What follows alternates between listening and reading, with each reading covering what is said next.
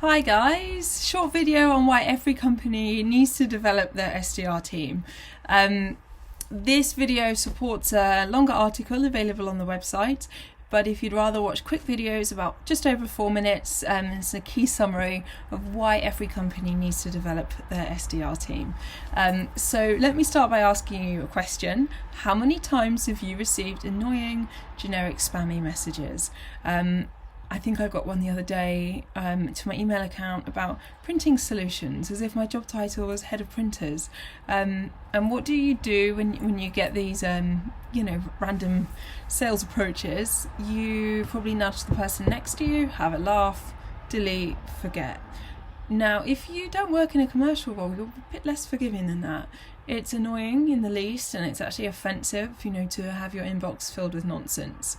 If you search #spam on LinkedIn, people publicly shame, bad outreach messages that they receive. And if one person is publicly shaming, hundreds of others will be agreeing with the sentiment. So the main reason, and if just one reason, you need to develop your SDRs is for your brand. Generic spammy messaging happens when people don't know better. The SDRs do not know how to personally target, investigate who they're approaching, and to make an intelligent personal approach. So your brand is the most important reason to develop your SDR team.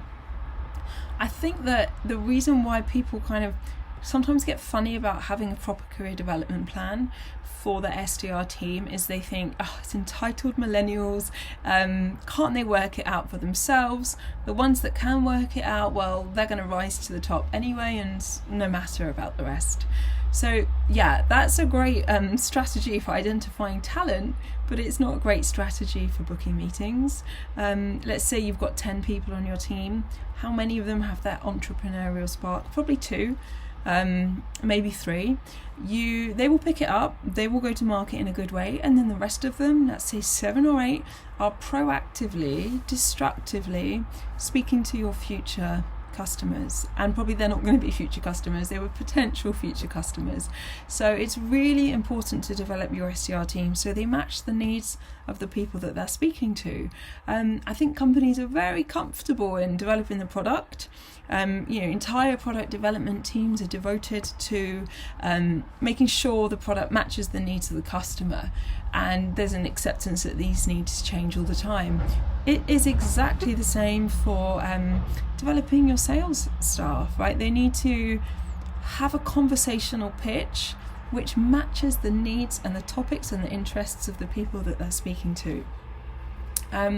So I think that when you do that, I know, more activity increases to converts to sales. So, if not for your brand, if you literally just want to make more money, the best thing you can do is develop your SDRs. On top of that, you're reducing churn. So the less people that leave, the less money you spend on recruitment fees. And when people feel invested in, they're more loyal.